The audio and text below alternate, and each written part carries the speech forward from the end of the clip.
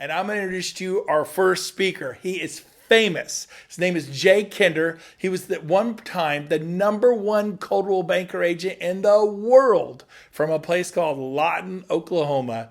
Nobody thought anybody huge would come from Lawton, but Jay Kinder became the #1. Just shows you can be a star anywhere. You can bloom wherever you're planted. So Jay went on to form NAEA, National Association of Expert Advisors. He do events with thousands of people. He's going to share with you now. Jay, welcome to the show. Talk to us about strategy. Talk to us about changing lives. Welcome, Jay Kinder. All right, thanks, Brent. So what I'm going to share with you is the one thing that if you get right will change everything in your business. And it did that for me, and I've seen it do that for many other agents. And that's understanding strategy. So if you ever felt like you do a whole lot of work, but you're not really sure if you're getting the right things done, or you feel like you're stuck where you're at and you're doing a lot of things, or maybe you're doing a lot of things that aren't working and you're not getting any further along, you're still stuck the same number of transactions. It's most of the time this problem can be solved. It's called bad decision making, by the way, is by making the right decisions, doing the right things in the right order. And so what all strategy is taking into consideration all of your resources, all of your strengths, weaknesses, opportunities, threats, and understanding all of those, choosing a priority to accomplish with a very clear and concise deadline and description so that you know what success is, right? So when it comes down to being strategic, it's simply going to be understanding what the goal is, defining that goal, and then relentlessly pursuing that goal with confidence because you know it's the right thing. Let me give you an example. I was on the phone yesterday with a real estate agent, and it was a coaching call. She's not a client, but she needed some help, and she's a doer. Man, she's a doer. So she's been doing. She's in her second year in the business. She did 16 transactions so far this year. Not this year, but in the last 12 months. And her biggest problem was she doesn't have a filter for how she makes decisions. So she's doing something that's working, and it's not the right thing. First, you have to define where it is that you want to be in the next 5 years. Where do you want to be? If you don't define that, 5 years is going to pass by in a heartbeat. You can ask anybody on this call. If you don't define where you want to be in the next 5 years, you'll just end up somewhere, and it won't be where you want to be. And when I say that, I want you to think about the next 5 years. Like, what do you want your day to look like? What do you want your life to look like? What do you want your business to look like? What do you want? How much money do you have in the bank? Are you to a point where you can step out of the business at some point? Are you saving a certain amount of money? Where are you financially in the next 5 years?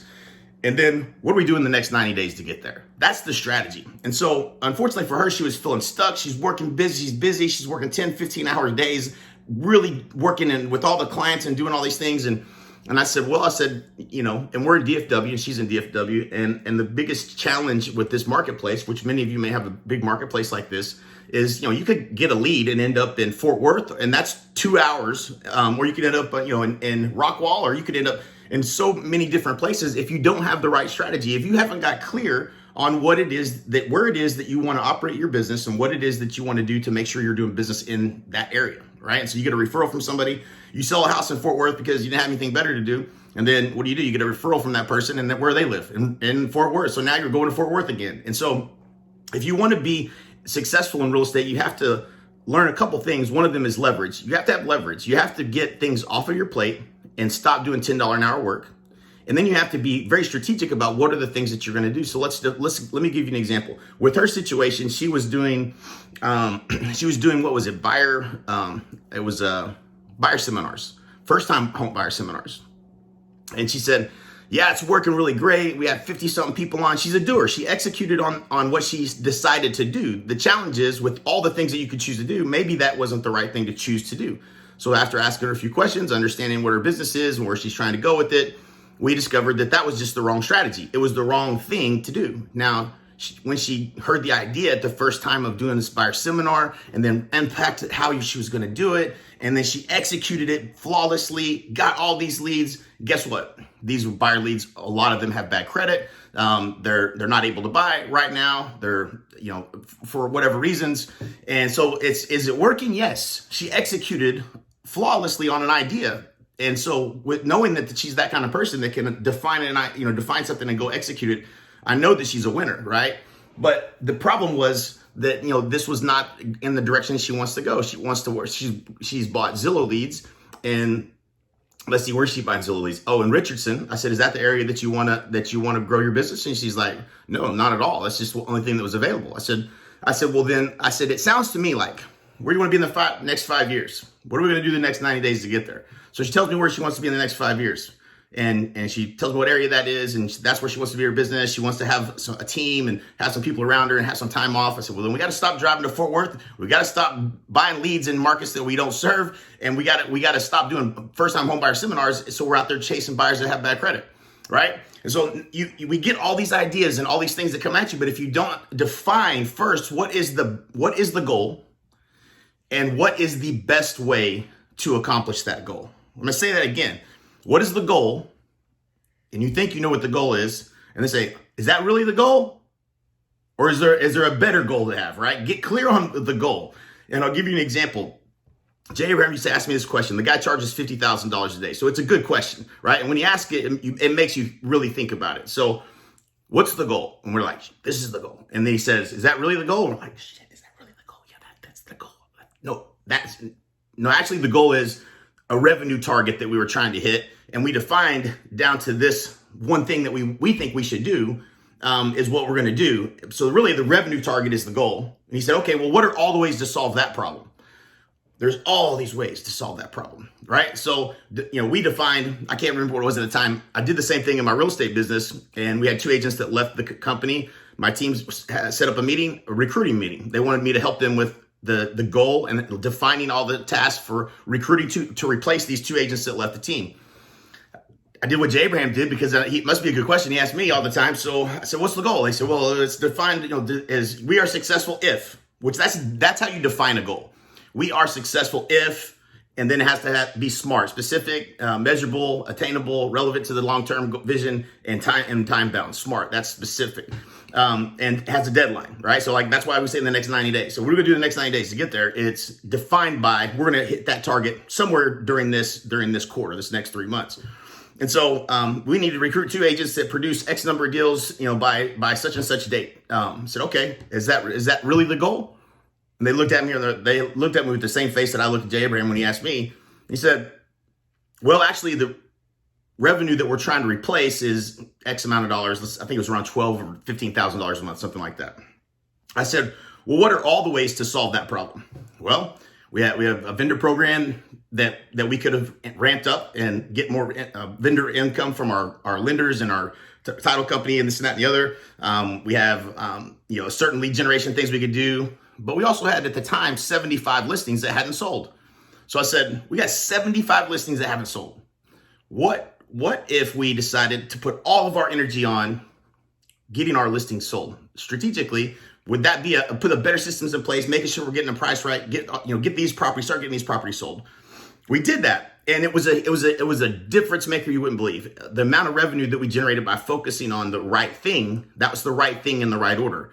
So that was where we focused our energy. We ended up being more profitable because 100% of the listing revenue dropped to the bottom line. 2 buyers agents on 50-50 splits. It's not the same revenue. So there was more revenue by focusing on that target. Do that first, then do this, right? So it's doing the right things in the right order. But if you don't have a process for how you make these decisions, if you just say, that sounds pretty good, I'll buy it, right? Like we get a commission check and we're like, what's the first thing I can try? Spend it on. We do a direct mail campaign, but we only mail one time. Well, how many times does somebody need to see you before they're actually going to respond to an ad? It's 21 times. Did you mail somebody 21 times or did you just mail them one time? So if you don't have a clear definition of what the goal is and you don't understand what the expectations are to get to that goal, then you're probably going to do a whole lot of things that don't work and you're going to feel like you're failing and you're going to feel like you're stuck. In reality, what you really need is just a better process for how you make decisions. So here's what you do. So every 90 days, you're gonna evaluate what you said you were gonna do the last 90 days. It's gonna start with lessons learned. Well, you start with the wins, okay? You wanna celebrate your victories. What did we get done the last 90 days? Hey, we did this, we did this, we did this. Give yourself a pat on the back. Then you're gonna go through lessons learned. You're gonna say, well, I said I wanted to do this, and I defined this priority is, get a system in place to generate 2 closed buyer deals per month, or 2 marketing system in place that generates at least 4 listings a month, consistently, right? Like if you don't have that in your business, then that is a target you could define. Now, there's a whole lot of ways to accomplish that goal. So we can define a lot of different things that we're going to test and try in order to get there. But that is the thing that if you solve is going to give you the greatest lift in your business, potentially, right? So you're going to going through your lessons learned. What you're going to do when you go through lessons learned, you're going to be like, I had too many damn priorities. I had 8 priorities and I only got 2 of them done, right? You'll start to learn why you're not getting to the goal, why you're not getting things done. And so lessons learned. And then you're going to do a SWOT analysis. Okay. This is your strengths. What are you good at? What are you really doing well? What are your weaknesses? Okay. If you suck at technology and you pick a priority that means you're going to have to implement technology, just know that you're going to have to remove that weakness, or you're going to have someone that can help you with that, or you're probably not going to get it done. Right. So if your priority includes doing something that you're not very good at, just know that you're going to have to either learn to get better at it, which I don't necessarily recommend. I would say focus on your strengths. But look at your weaknesses. What are the things that we're not good at? Just have an awareness of these things need to be improved. We can't do this very well. What are your opportunities? This is all the things you could do. This is your list of all those ideas that you have, all the things people are telling you to do. And then, what are your, the threats? What's the 2x4 that if you get hit in the face with that you didn't see coming? Things in the industry. COVID-19 was a threat. We didn't know about it. I mean, couldn't have imagined it, but that was definitely a 2x4 to the head. So what are all the threats, and where are you at financially? Understanding, are you at core capital? Do you have at least 60 days worth of operating capital in the bank? If you don't, that's your number one priority. Always. If you don't have 60 days, at least 60 days worth of operating capital, what you pay yourself, what you pay everybody that's on your team or whatever, if you have a team or whatever, if you don't have 60 days worth of operating capital, your number one priority is to have 60 days worth of operating capital. Otherwise, you're living on fumes, man. Like you're going to make decisions based on cash flow. So you got to have that money in the bank. And so you do the SWOT analysis, and then you define what the number one priority is, and you focus on that one thing. Don't let somebody has a good idea. Is it going to help me to accomplish this priority that I just wrote down and define? If it doesn't, put it on the shelf. Put it on the shelf. Maybe we'll come back to it once we get these priorities done. Next 90 days, we'll revisit. We'll look at all the opportunities. If we decide that's the number one collectively, then that's what we'll do. Right? So that is in essence, in a very short version of just making better decisions. If you make consistently good decisions, your business will exponentially grow. It'll compound upon itself. It'll grow, it'll double, and then you'll double again, and then you'll double again. And so I've seen this happen to so many people that get it right. Once they understand the framework, and here's where you get it from, okay? So Mastering the Rockefeller Habits. Book changed my life. It changed my business.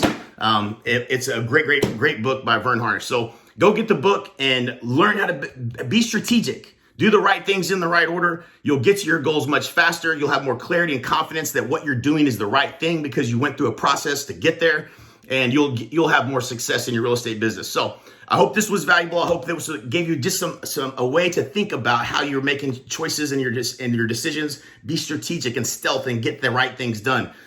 So thanks again for having me, guys. And Brent, as always, I love you, brother. I appreciate you. And you guys have a great day, and I appreciate you tuning in.